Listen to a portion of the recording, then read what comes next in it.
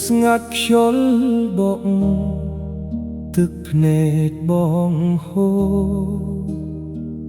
អង្គុយម្នាក់ឯងគិតរឿងកន្លងបងហើយនឹងអូនធ្លាប់ស្រឡាញ់គ្នា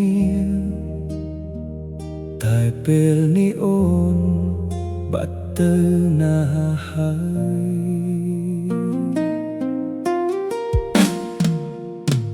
ពីមុនអូនធ្លាប់ប្រាប់ថាស្រឡាញ់បងខ្លាំង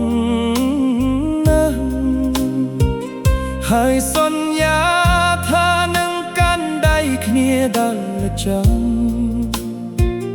តែថ្ងៃនេះសូម្បីសំឡេងក៏ស្ងាត់បាត់ឈឹងតើអូននៅចាំទេថ្ងៃដែលយើងក្រាមស្នេហ៍ដំបូងបងខំសួរតែអូនមិនឆ្លើយបងខំថែតែអូនលែងខ្វល់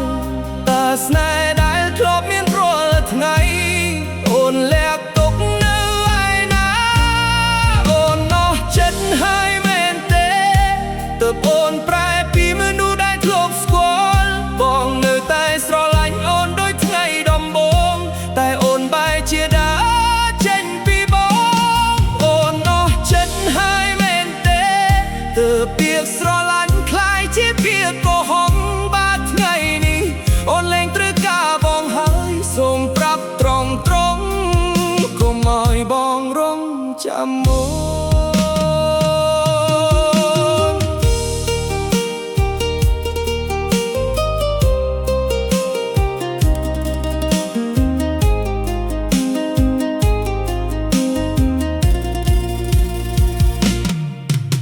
រសារដែលអូនធ្លាប់ផ្ញើគប់បងនៅរក្សាទុកមិនហ៊ានលុបចោលព្រោះវាជាអនុស្សាវរីយ៍ស្នេហ៍យើងដែលលែងមានថ្ងៃនោះបងមិនស្អប់អូនទេទោះអូនធ្វើឲ្យបងឈឺប៉ុណ្ណាបងគ្រាន់តែសោកស្ដាយដែលមនុស្សដែលបងខំស្រឡាញ់លែងស្រឡាញ់បងបើអូនសម្រេចចិត្តទៅបងនឹងនំខត់អូនទេតែសូមទុកតែជួយឲ្យបងរៀនរស់ដោយគ្មានអូ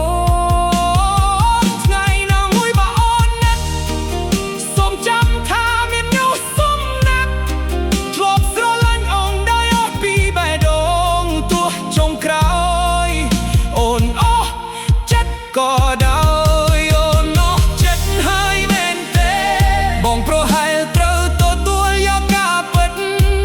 ស្នេហ៍មួយនេះមិនអាចបានទៀតទោះផ្លេះដូងបងមិនប្រលែងអូនអស់ចិត្តហើយមែនទេបើអូនទៅសូមឲ្យអូនមានសុខមង្គលបងនឹងលាក់ការឈឺចាប់ក្នុងចិត្តហើយរៀននិយាយថានេះហើយស្នេហាអូនអស់ចិត្តតែបងនៅស្រឡាញ់ប្រហែលស្នេហ៍របស់យើងដល់ពេលបញ្